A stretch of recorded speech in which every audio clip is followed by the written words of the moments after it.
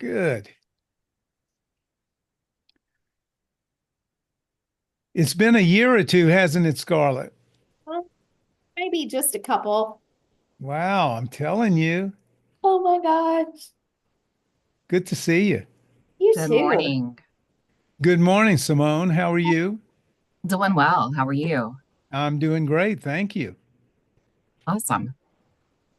Hi, I Scarlett. appreciate Hi, everybody Whitney. getting in. Everyone. Hey.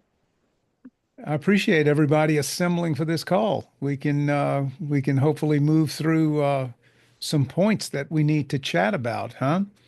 Uh, Before I begin, Scarlett, I kind of know your history. Mhm. You've A little been bit. there. How long have you been at ALSAC, Scarlett? It's 31 now. 31? hmm Wow. hmm Wow. How impressive, That's right? that is impressive. It Or it says crazy. it No, you're says a the lot for LSAC the queen. We all organization. know it. Simone, how about you? Almost 7 years now. Well, that's good. You're seasoned, of course. Yeah, Very good. I'd say Very good. so. Good. Um, I'm sure all of you had an opportunity to look over the agenda. I put the agenda together just to keep us on track. There may be more time allotted to each section than is needed, but I thought it's better to have a little more than not enough, so we're not jammed up. Um, the the purpose of the meeting, Whitney and I had a very nice meeting a while back, talked about possible coaching needs, and I wanted to delve a little deeper into what's going on at ALSAC now from a coaching standpoint. What have you experienced? Where are the gaps that you see? Where's the need? And we'll see if there's a fit, and hopefully I'll digest whatever comes out of this meeting and get back with you with some sort of a analysis slash proposal based on our conversation. How does that Okay. sound? Sounds like a plan. Sounds Okay, great. we Hey, Fred, just as a heads up too, I do have to hop off at 1 for a personal matter, so I will be here for the first half, but it'll just be Scarlett and Simone for the back half. oh, that's fine. We'll probably we probably won't be that long, maybe. So Okay. you have a call at 1? Yeah, Eastern Standard Time, so in a half Oh, hour. Eastern. Okay, Yeah. 30 minutes. Okay. Um, let's Number 2 on the agenda is current coaching landscape. What are your what are your primary coaching needs that you're addressing? Tell me a little about that. Yeah, I'll give you a pretty quick overview of what we're doing now. So we have an internal coach, executive coach. His name is Wilfred Busby. He has been offering coaching to the organization for about 3 years now. Uh-huh. And so he got a certification. He has a long history of leadership at ALSAC and FedEx. And so he has been doing a lot of work with the territories, what you, I think, know as the field, and is doing more work with executives at this point in time, especially executive onboarding. Mm-hmm. And I am responsible for a very small team, and we do internal coaching as well. I primarily focus on one coaching and get my leads from Whitney and other business partners based on what they see as being strategic needs in the organization. And Rachel, who's also working on the team, well, she started because both of us have recently gotten certified in the past year. So she started off just kind of offering friends and colleagues coaching, and now she's moving into a more formalized approach of doing group coaching. And so she's currently piloting a couple of group coaching sessions based on our core competencies. Mm-hmm. So there are two that are specific focus areas for performance, and that's instilling trust and collaboration.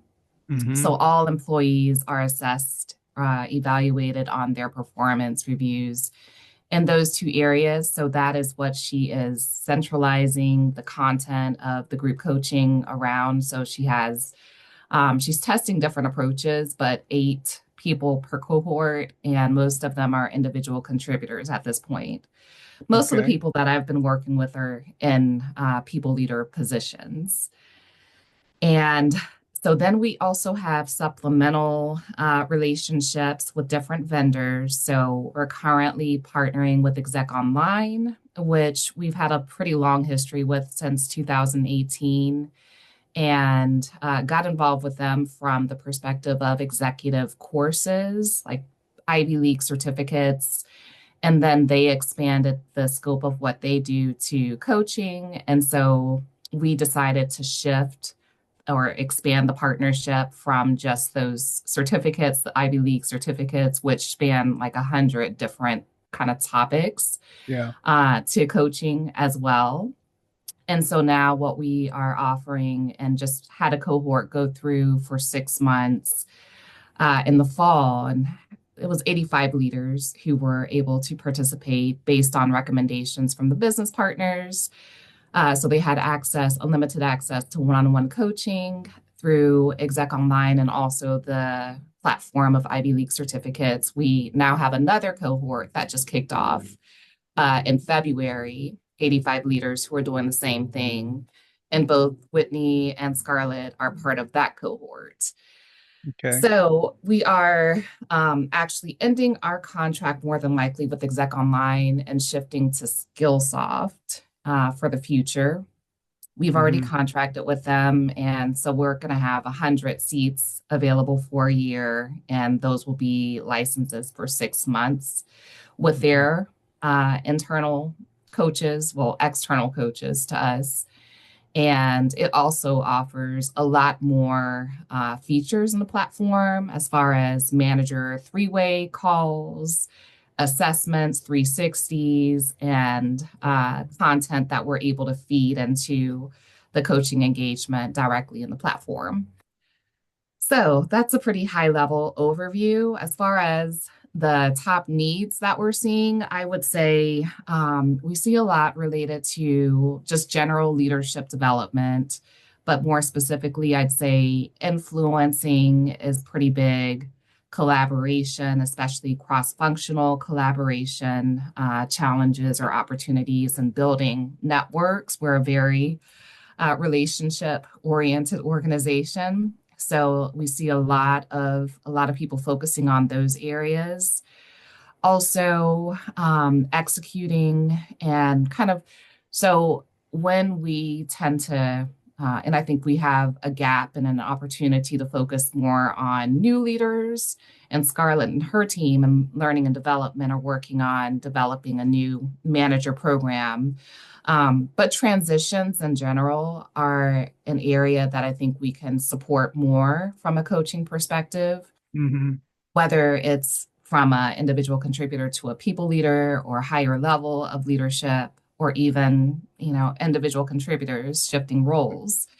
Hmm. I think we have more to offer just from the perspective of growth mindset, seeing the changes as opportunities, the challenges that they're experiencing. Yeah. Because I like to incorporate positive intelligence and DISC and kind of some work. And I've come across a lot of issues with imposter syndrome. Yeah. And yeah, so those are all areas.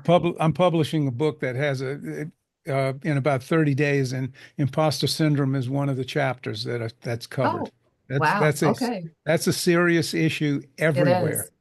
Hmm. everywhere. A lot of people run away from it, but they can't hide.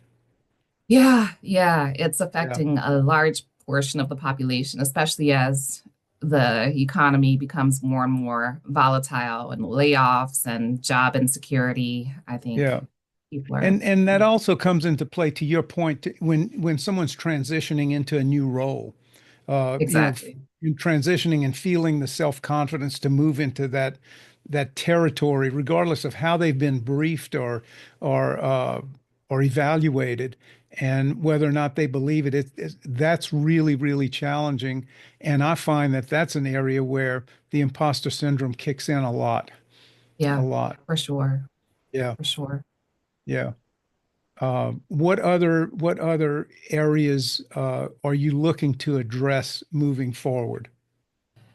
Well, since Whitney has limited time, I will kick it over to her to share more. You've seen the EVS data, especially in the field, the territories, and probably have a wider, broader lens about regarding the needs.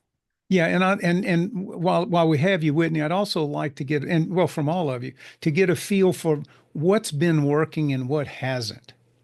I mean, you can have a landscape of coaching programs and focuses, and some work and some don't, or some are more effective than others. And I'd like to hear some feedback on that. Yeah, I mean, I think Simone and Scarlett could probably share a little bit of a better perspective over the course of what's worked and what's not. I'll say for me specifically, knowing that we just had what's called EVS, it's our employee voice survey, where they get to share with us anonymous feedback on their manager. Manager effectiveness, specifically in the realm of communicating effectively, um, holding those accountable appropriately, Hmm. and how to build out quality time with like a direct report, I think are probably three things that come to mind for me. That's a consistent theme. So our employees are consistently saying that their manager isn't spending effective time with them, right? So when they have that moment of one-to-one, it's not what they expect it to be. They're not communicating effectively in regards to like either what they're doing well and or what they're not doing well and or the vision or strategy we need to be implementing, and then just their ability to see that their manager is perhaps not holding someone accountable in the space where they should be, or maybe moving slower than anticipated. I think those would be the three biggest themes from a leadership perspective that I am seeing across development. Whitney, when they have these meetings with their leaders, with the leadership component, um, is there any structure to it, or is it come in my office and we'll have a talk? Yeah, it's funny you say that. So we have a spot on the arc that gives us some distinction of what a one-to-one should look like. Now, Fred, do they do that? No, I don't think they do. I think that it sometimes is masticized into something different. So I think one thing that I'm seeing is a distinct agenda and a distinct outcome and goals in these one-to-ones, which I think we have given them the tools, but unfortunately the tools are not being utilized. What do the leaders do with those one-on-ones from a reporting standpoint, if anything? Yeah, I mean, I think in this is all what I'm hearing third party. I think those moments tend to be a little bit of like a download or like a information dump, if you will, or hey, just loop me in on what you did this last week, versus maybe it being a space to use it strategically for either the organizational strategy or what their strategy is for their team. I think that it's underutilized from an upskilling standpoint. So as a manager, how are they making the people on their team better? I don't know from a talent development standpoint if we're capitalizing that enough. And then to what you shared too, I think we probably could get better on analysis of data and time, right? Like, hey, if I'm going to come to a one-to-one with you, I would expect you to bring certain numbers. I'll bring numbers. Let's put our thoughts together and make sure that we are successful moving forward. So, I mean, I think those are themes that I'm hearing and seeing, and how we could make that time better. So the execution might not be what aligns with what you want it to I to would align, agree. That's yes, right? exactly. Yeah. So I have a meeting with someone who reports to me, and I basically dump that information, the results of it, without really having an interactive discussion with anyone about it. Yeah, I think it's a lack of strategy. I think is probably the Hmm. biggest word, right? Like I think that the one-to-one is a very strategic tool that a Hmm. people leader can use if used appropriately. And I think it's not used appropriately, which then allows the employee to feel like the time is wasted, and the manager also feels like the time is wasted or unimportant. And then it becomes something that just shifts and isn't a consistent meeting. In your opinion, or in any of your opinions, why is that? Where's the gap, the performance gap from those one-on-ones? I Is think it? it's a lack of expectations of our people Mhm. leaders to really develop their people. We don't necessarily hold them accountable in any way other than the EVS, which Mhm. has become kind of a more recent tactic to build awareness and promote accountability. So, in past history, we've been very, very focused on driving results. And that's what people leaders have been really laser focused on, getting Uh-huh. the work done, meeting the goals, and not so much the development of their teams, their people. And Mhm. so, with in the absence of a system where they're held accountable for developing their people and making sure that they're more strategic and their leadership and really devoted to leading people and less on driving results, although that's an important part of it. Sure. And I'd say the workload is a common issue in organizations, but we've had, I'd say, a lot of leaders who have their own portfolios of work in addition to having to lead their teams, and they're just stretched too thin in a lot of Yeah. cases. I won't say that for all, but that's common as well. Well, and that's something that I encounter with other clients, especially uh, especially sizable organizations where it's very difficult to find people with what I call air in their schedule. Everyone's schedule seems to be jammed up back to back to back to back. Meetings are structured. They have meetings set for 30 minutes or for 60 minutes because that's the default number on the Right. calendar. Uh, they'll set a 60-minute meeting when in essence they could accomplish it in 35. So Mhm.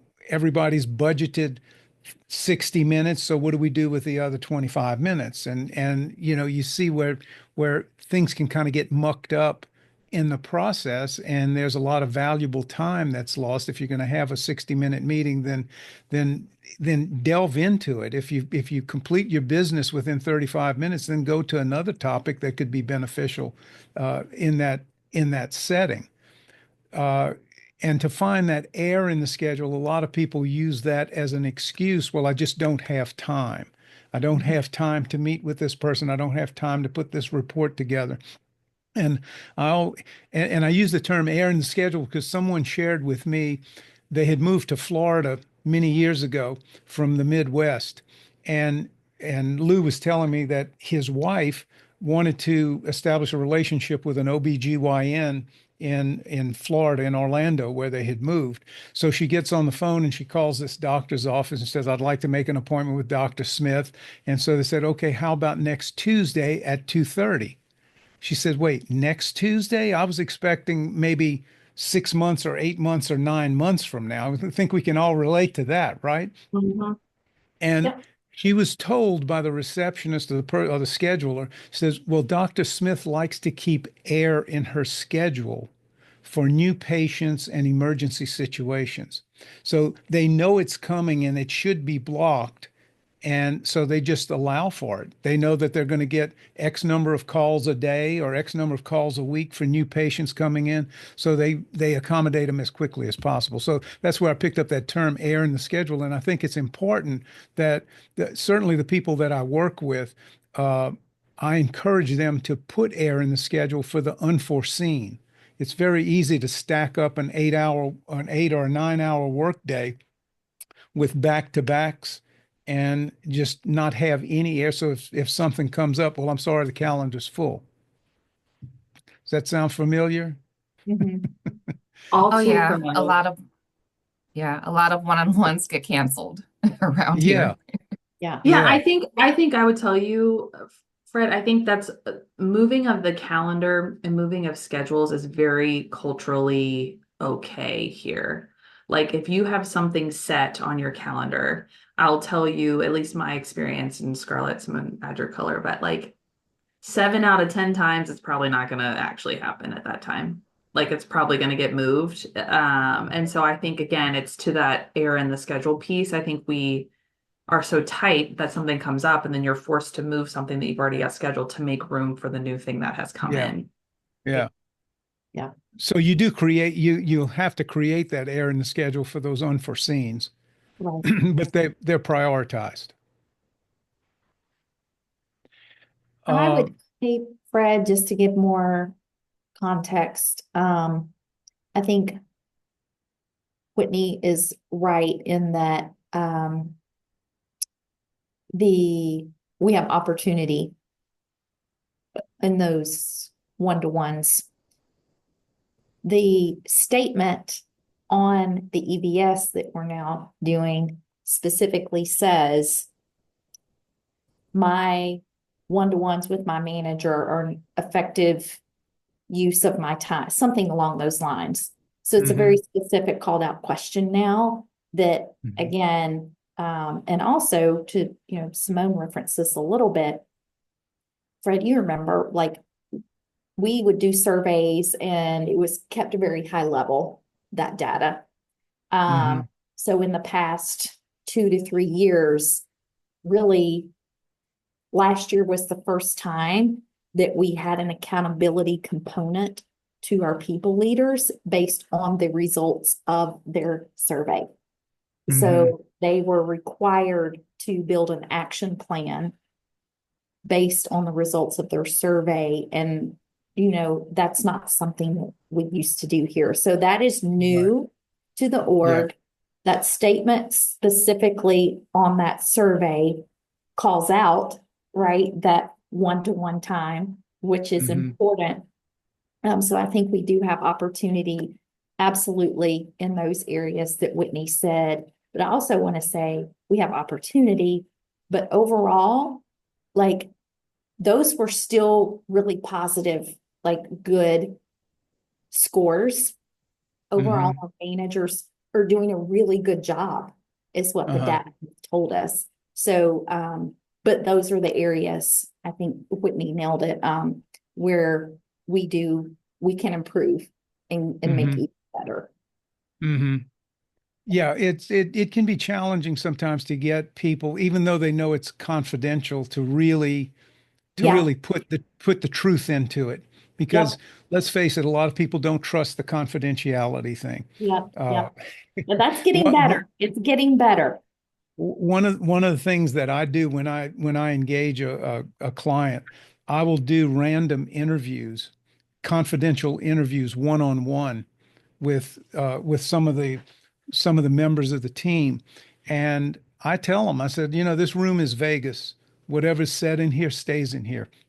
And it's been incredible how they will open up to me with things that they would not put on a survey or they wouldn't share with a colleague or a supervisor at all. And it enables me a lot of times to dig a little deeper because I never reveal the source. If there's an issue, I'll put it into the mix and say, okay, you've got issues with this, and this, without specifying an individual who who made the complaint or pointed it out. But there's usually a deeper level of honesty that I perceive in those one-on-one encounters that I've had. So, and I'm saying that to your point, when you give them a survey to fill out, it's challenging in any organization to get a true sense of, just, how honest is the feedback that I'm getting. You get a general overview. Um, am I off base in saying that?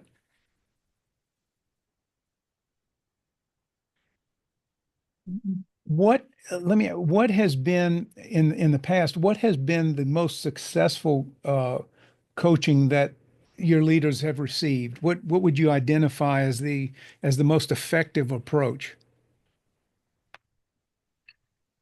Mm.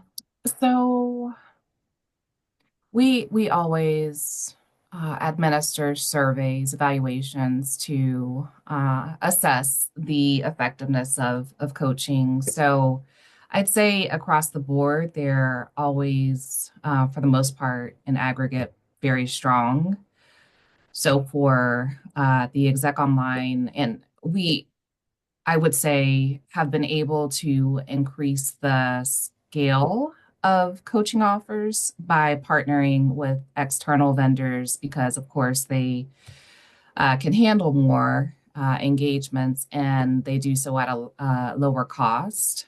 And so sometimes when we are working, and I'd say the most impactful have been with coaches who understand our culture and truly do like an in-depth review of like 360 and other types of assessments to have a Mm. holistic perspective of what the person is wanting to achieve and is aligned with the manager as well. Hmm. So just in general, those are the most successful coaching engagements. The least successful we found are when people are told they need to engage in coaching because they have performance issues or challenges.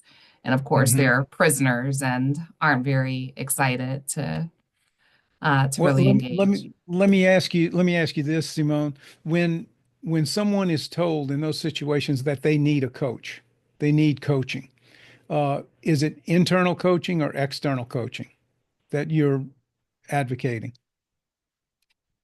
It can be both. It has been both. I would say for at the executive level, it's mostly been external. Hmm. And then at the lower levels, it's typically internal. Talk to me about the pushback and the resistance when it's proposed to them. Whitney, you you had a reaction. I think just the initial reaction is always, and here's what I would say. I think the initial reaction is always surprised. Um, And I think it goes back to our leaders. We've got some upskilling to do in how our leaders are communicating effectively, whether that's for better or for worse, about someone's performance. And so I think at times when we get to the point where coaching is suggested, I think the EX business partner, the leader are all aligned. That's a really fantastic option for them. However, the individual, I think at times, is perhaps maybe not communicated up until that point in the way we would expect. And so Hmm. there is like this initial like gut check of like, oh gosh, what do you mean I need a coach? So they feel there's a deficiency in their performance. Correct. Yeah. And there And hasn't I been think that's adequate yeah. feedback to that I, point to help them gain awareness of that yeah, deficit. I'm dealing with one of my clients now. Well, I'll tell you, Cintas is one of my big clients, Cintas organization, corporation, and I'm dealing with one of their managers, several of their managers, but one in particular has been with the company in a leadership position for 20 years, and his vice president suggested and recommended that we engage in coaching.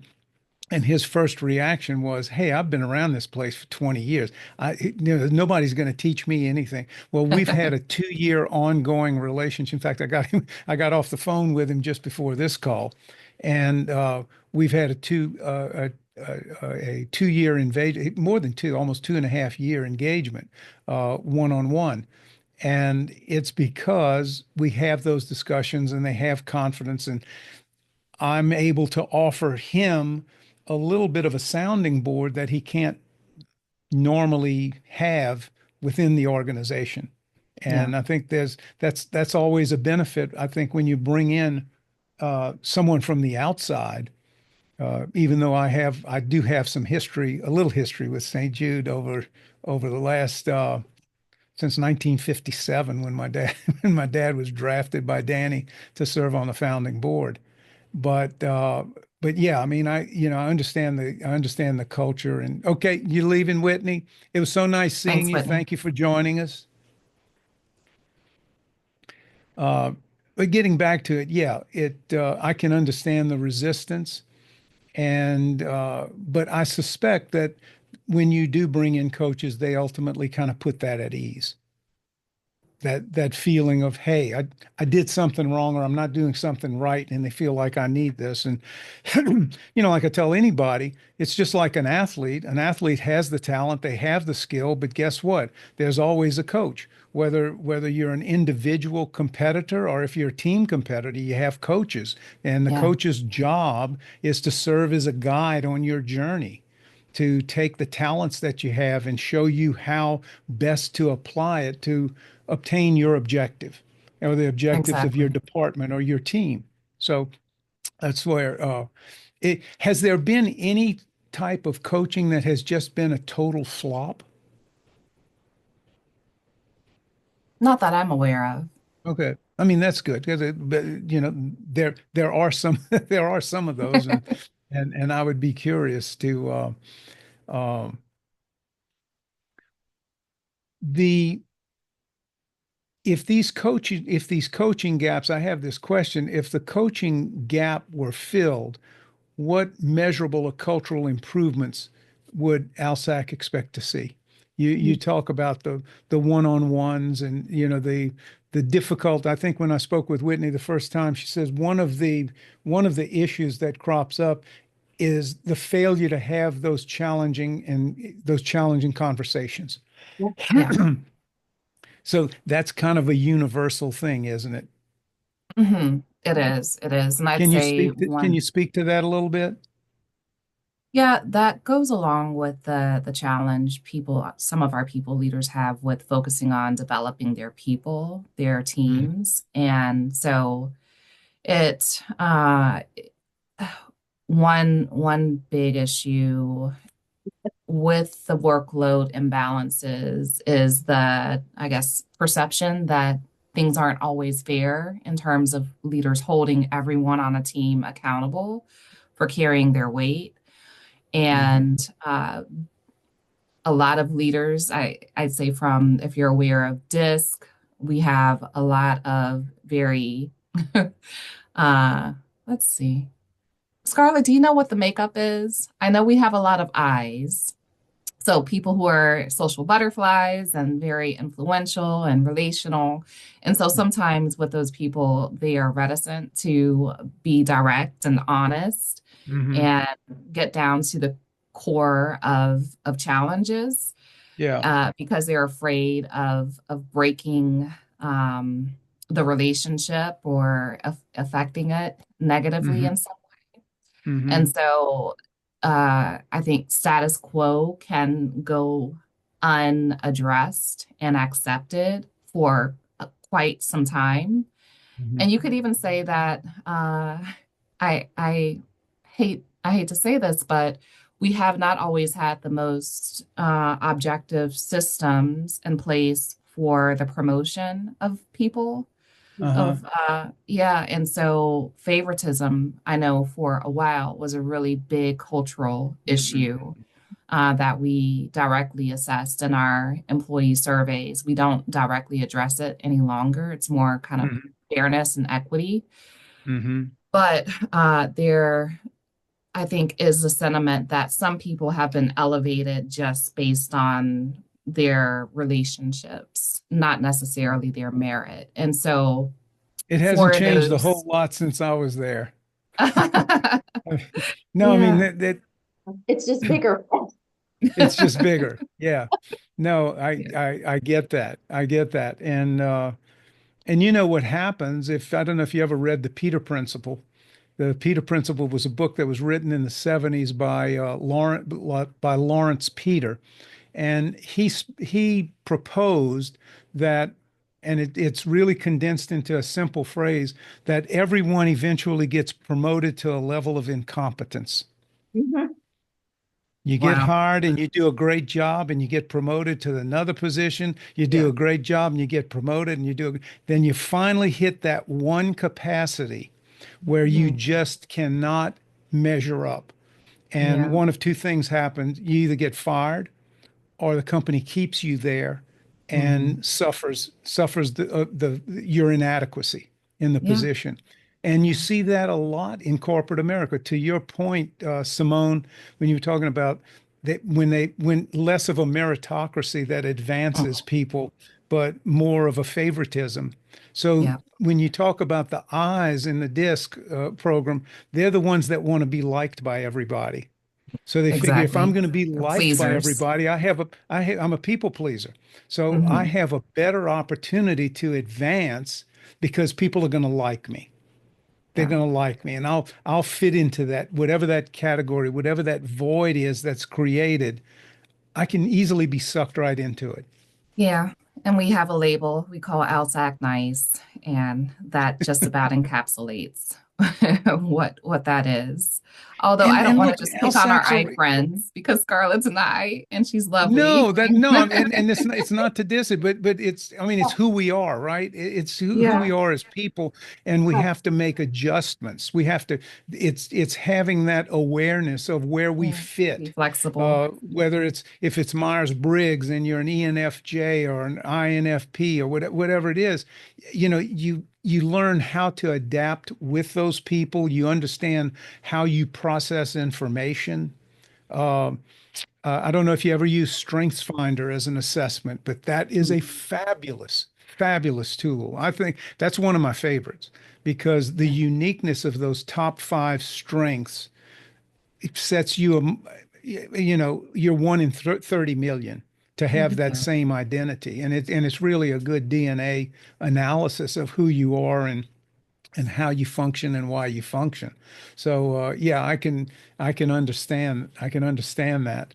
Um, so as I'm hearing you in this conversation, uh, let me say this: my strengths lie in relationship development, communication, in a number of different areas.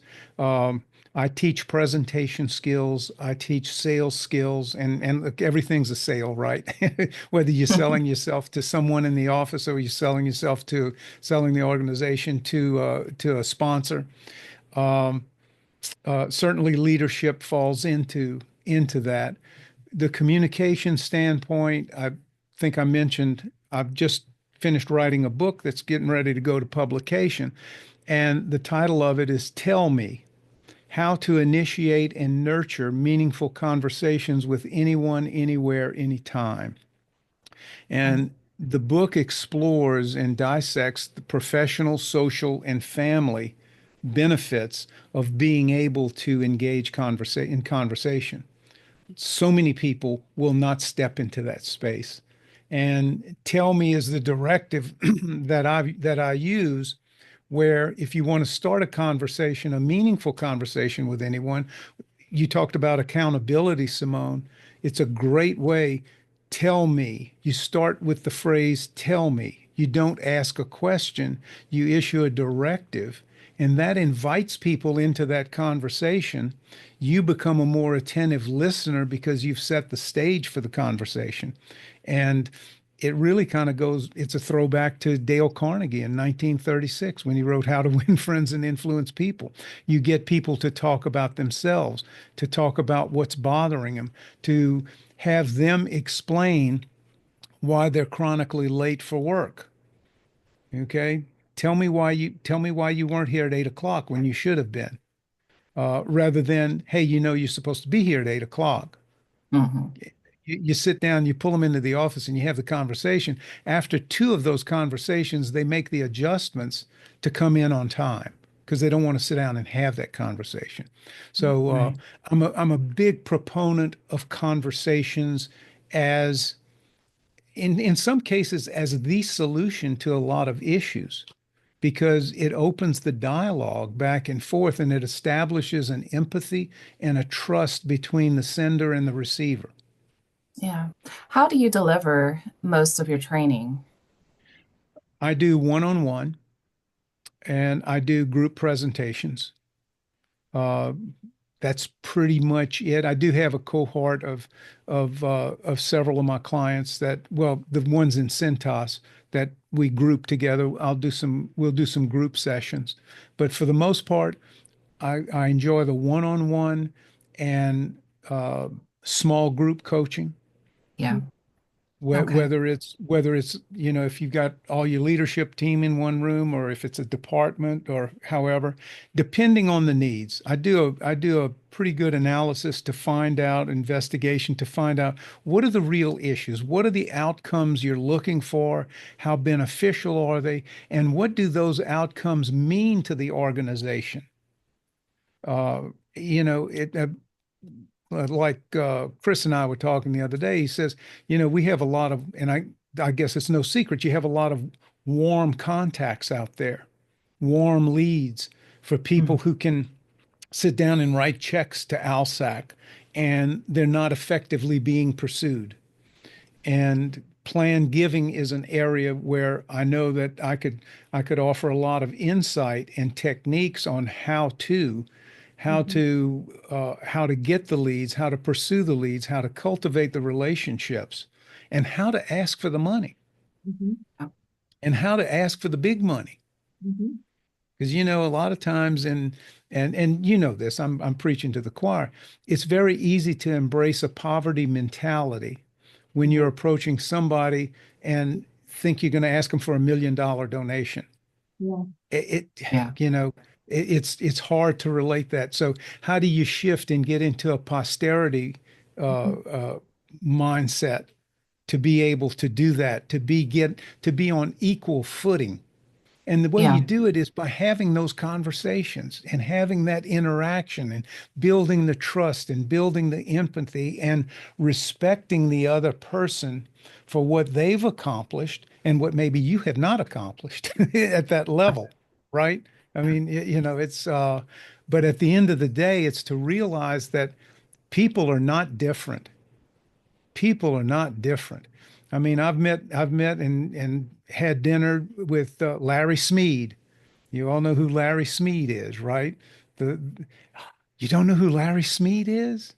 I don't. Larry Smead is the guy who gave $45 million to ALSAC to build the Hartwell Center. Oh, Oh, okay. yeah. Yeah. Yeah. Yeah. He Oh, he flew in. I mean, if you got a minute, I'm going to tell you a quick story about Larry Smead. Larry Smead contacted Dick Hackett, who was in Planned Giving. He was the head of Planned Giving. Contacted him in December one year. He says, I'd like to come down. I have some money that I'm considering donating to 3 or 4 different charities, and St. Jude is one of them. And I'd like to come fly down and see the hospital. So Dick met him, and I want to say it may have been over the Christmas holidays, so there wasn't a whole lot going on at the hospital from a patient activity standpoint. And so Dick gave him the tour and talked to him about St. Jude, put him on the plane, and he left. He says, I'll get back with you in a few days. He contacted Dick. He says, no, he sent a check for $1 million to Dick Hackett. And Dick called him to thank him, obviously. And he said, well, he says, I was going to spread that $1 million among 3 different charities, but I decided to give it to St. Jude.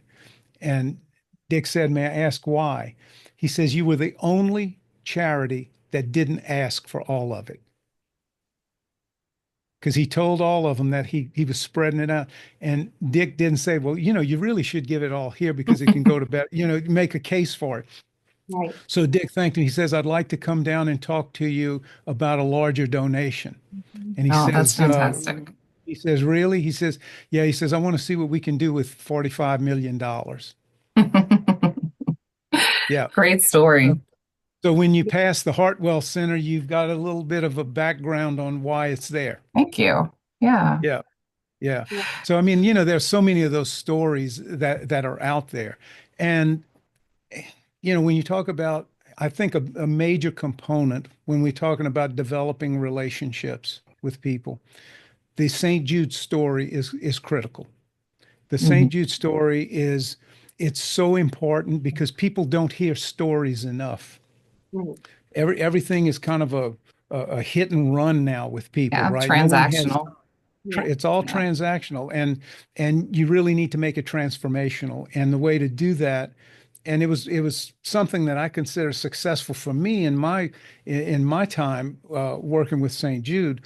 I had structured my presentation in what I call the presentation pyramid, and it's a very learnable process to asking for money.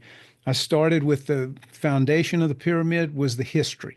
I told the St. Jude story. The second layer of the pyramid was the mission. What's the purpose of the hospital? No child should die in the dawn of life. Find cures for pediatric cancer and eradicate it. The third was the success. Here's what we've accomplished since the hospital opened in 1962. We've taken it from here to here, and you do the stats and whatnot. And and of course, whenever I was at an event, I'd always introduce a patient family at that time to kind of share their story about the Mhm. success and what St. Jude has meant to them. Then the fourth layer of the pyramid was the future. Where are we going in the future?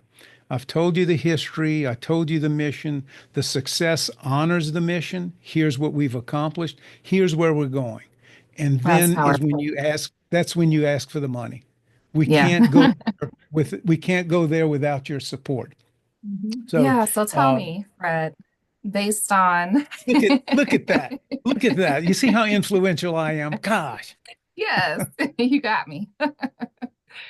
So based on what you know about our current state and both from this conversation and your conversations with Chris and your unique strengths, how would you see your kind of your ideal package or offer, especially as it relates to our friends and in development in the field?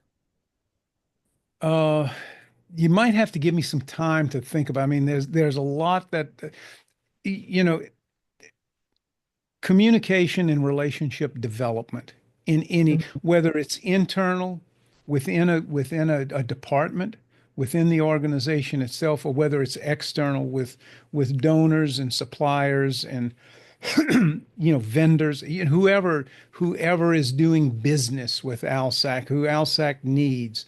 Uh, I think that's where I can play a significant role in guiding them through a process of not just being able to make the presentation, but how do you get the appointments? How do you prospect? How do you follow through?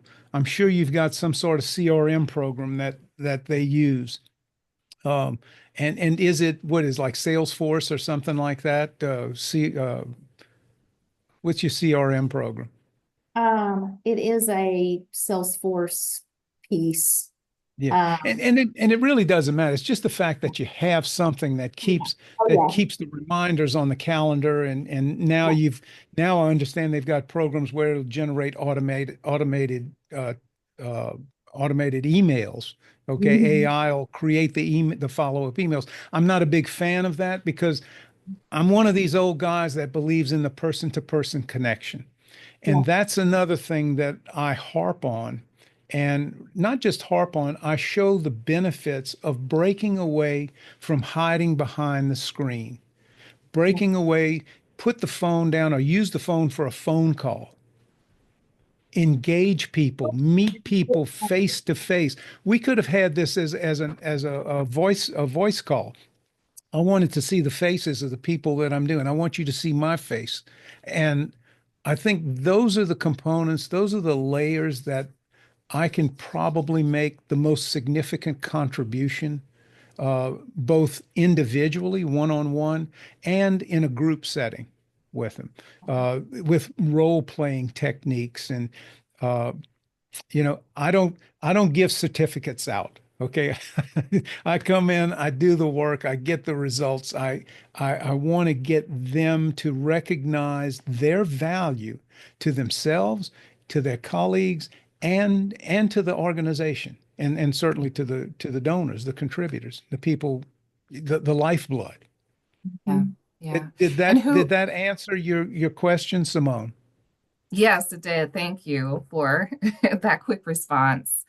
I was And I don't just I don't have to tell you, I'm a little on the passionate side when it comes to St. Jude. So just a little. We just a appreciate little. that. I do have a question, another question about best practices that you've seen working with Centos and other organizations potentially, and how they select employees for coaching. Do you have any words of wisdom to share? You know, Cintas has a couple of different models. There's I'm dealing right now primarily with the South Central region, which has 20 Cintas offices, Louisiana, Mississippi, the location in Memphis, Arkansas. Cintas has, and I'm kind of in on the bench with, if you will, with the Cintas group in Cincinnati. They don't really bring in, when I say they don't bring in a lot of outside external coaches, I think there's just not an awareness that they've created with their managers and their vice presidents that, hey, you guys, we have coaches available, utilize them. And it's for them to step back and to say, well, we need a coach. For someone to acknowledge that they need it is challenging, Yeah. especially when I'm dealing with a company like Cintas, which is really a top-rated Fortune 500 company. You talk about being promoted. To get hired at the lowest level, you have to go through about 7 interviews to get Mm. hired to be a delivery person for them. Wow. And then if you get promoted within that location, it's not just the general manager who says, hey, Simone, I'm going to give you a promotion to this position. They've got to go through about 5 interviews and go through the process in Cincinnati. And it's very, very structured and very disciplined. And I think that's one of the things I like the most about working with them, because I've, I've worked with I've worked with 10 of the 20 offices, and I can walk into any one and I can tell you what personality I'm walking into. I mean, Mm. they're cookie cutter. They're cookie Yeah. cutter. They have the discipline. I mean, you certainly have different personalities and everybody's an individual, but the way they perform their business Yeah. is Their culture is universal. strong Yeah, and it consistent. their culture is really, really strong. And just like at ALSAC, the culture is so strong. And if everybody at ALSAC would embrace it the way it should be embraced, then there's no way of getting away from it. I mean, they can optimize every encounter they have with anybody. Yeah. So are people volunteering themselves, or in the case of Centos, Are they volunteering to be for coached? me? Yeah, Yeah. they are. In Okay. fact, the They raise vice their the hand and say, I need it. yeah, I was brought in. The senior vice president who is over the whole region is a friend of mine. And in fact, he's my neighbor across the street. And he's not doing it because we're neighbors, but he had asked me, the Cintas had acquired another company, G&K, which was another service provider like they were. And there's a cultural difference. So he asked me, just one day, we were both working in our yards, and he says, hey, Fred, we're just taking over this other company. He says, we're having a corporate meeting in Baton Rouge. Could you come in and give a talk about service culture? So I said, Mhm. sure. So I did that, and that was what got my foot in the door. They liked the presentation, and then Rich and I talked some more, and he says, I've got a couple of managers I'd like for you to work with. And then one thing led Yeah. to another, and it's been going on now 7 years. I've been working with them. And in fact, I Fantastic. in fact I tell them when I go to the location, I say, "Hey, look," I said, "I started working with Cintas offices almost 7 years ago, and when I saw the discipline and the way the company is in place and structured and the culture that you have here, I started accumulating Cintas stock for my portfolio." And right now, I said Smart. it's got a pretty it occupies a pretty big chunk of my portfolio. So I'm here not to collect a paycheck. I'm here to protect my investment. Right. So so so That is anyway, smart. that yeah. Any other questions from you or Scarlett? Have I given you kind of an overview of what So I'm? what is your I guess ideal engagement? And maybe that's something you'll work up in a proposal, Yeah, like in I terms of the length of time, whether it's one-on-one and group or well, right now the one-on-ones I do are anywhere from 6 months to 12 months. okay. Hmm. Um, because I mean, it takes 6 months just to get to know someone, It does. and, Yeah. and to really and to it takes about 3 months to get some clarification as to what their real issues are. And look, I have to build up trust as well. Yeah, Mhm. I don't, I mean, there's a certain amount of trust that might come with me and my history, but I still, that relationship development one-on-one, I have to build trust with my clients, with the ones that I'm working with. And and as far as, I know you have groups that come in from time to time for meetings. If there's something that I can do to feed into those gatherings, whether it's with leaders or whether it's pe with people in regional staff, Mhm. that just has to be fleshed out. I have the needs identified. Hey, Fred, can you come in and work on this project or this subject? Can you meet with our Okay. plan giving people Mhm. and Mhm. spend a couple of days with them, fleshing out and working on presentation skills and approach to prospects and donors. So Sounds I'll good. I'll create something, at least some sort of a template, and it's something that's flexible. Uh, I know areas that I won't step into.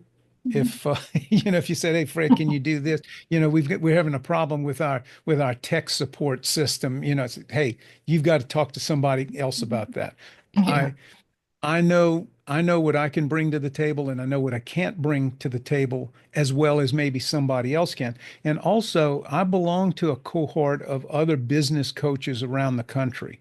There Okay. there are about 10 or 15 that I'm very closely connected with that I may bring in for some aspect of coaching, depending on the Okay. need. So I kind of have a little bit of a bench, if you could call it that, that I can draw from. Great. All right. Well, I look forward to learning more. Okay. Any other questions? Not at the moment. Scarlett? Scarlett, you haven't changed a bit. Oh my gosh, Fred. You know, it's a career shift for sure here. So Yeah. when the fundraising side too, I cannot believe that I sit in HR. Now I would have never Yeah. We're anticipated, happy to have her. but here we Yeah. are. Yeah. I know, boy, it's changed. I really need to come up there and spend a couple of days on the ground just to see the changes. And I mean, the money. I remember Thank you, Fred. when I left the St. Jude Dream Home program, we were raising $26 million, $27 million a year. Mhm. And that was a big chunk of money relative to the revenues that ALSAC was bringing in.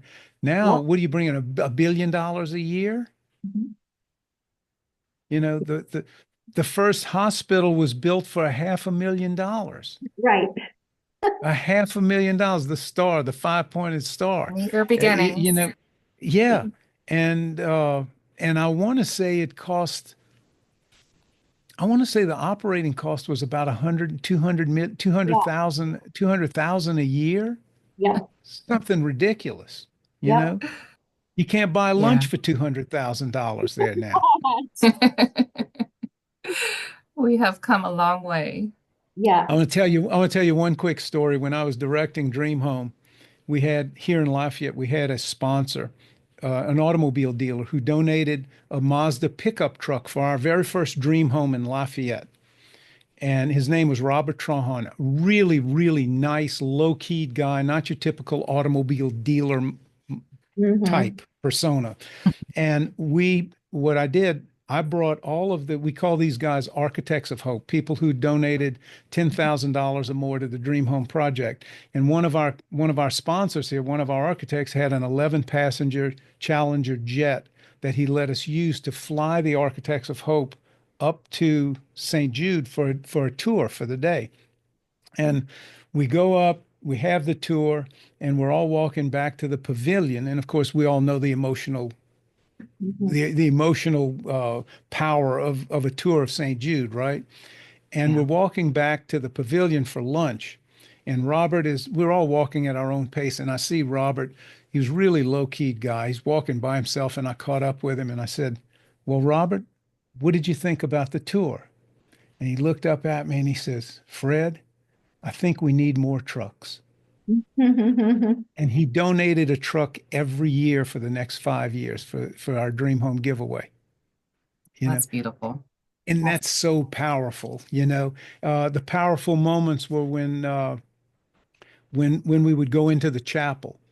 I don't guess they call it a chapel anymore, but we went into Yeah. oh, it's still a chapel? Oh, good. So we went into the chapel, and and Mary Crone would always be our tour guide. Is Mary still there?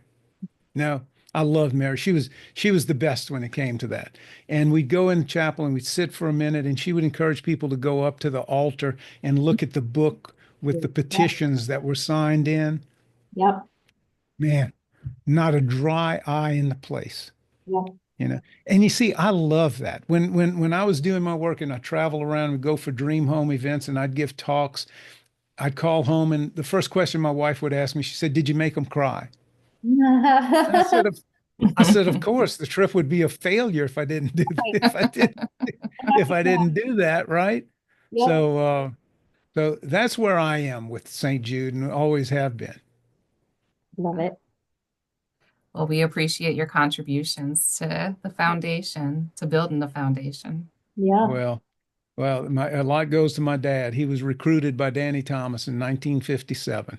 Mhm. My dad, Wow. Danny Thomas, called him on the phone, told him he wanted what he was doing, and he wanted him to serve on the first board. My dad was in the ready mix concrete business. And at the time, I was 7 years old. My brother was 17. I was 7 years old. Mhm. And my dad said, "Look," he says, I don't know anything about hospitals. I don't know how you got my name, but this isn't something that I can do." So Danny said, "Well, thank you very much for agreeing." He says, "I'll see you at the board meeting in October in Chicago," and sent him all the paperwork. And my dad was literally drafted onto Yeah. the board, and he The, served all his life. Yeah. The best. that is the So best. good story. Well, look, thank you all so much for your time. If you don't have any other questions, Pleasure. I'll get back. I'll put some kind of flow. If you have any afterthoughts about our conversation, I'll shoot send them me an over. email Yeah. and we'll do it. Okay. And I'm Yeah. sure, we Sounds didn't good. certainly didn't explore every possibility, but I think you have an idea of what direction I Yeah. can help you with. Absolutely. Okay. Yes. All right. All right. Great. Wonderful meeting you. Oh, it Have a was my great pleasure, day. Simone. We'll be in Scarlett, touch. so good to see you after all these years. You too. Mhm. We'll see you again soon, I'm sure. Okay. Take Thanks, care. Fred. Bye. Bye. Thank you. Bye-bye.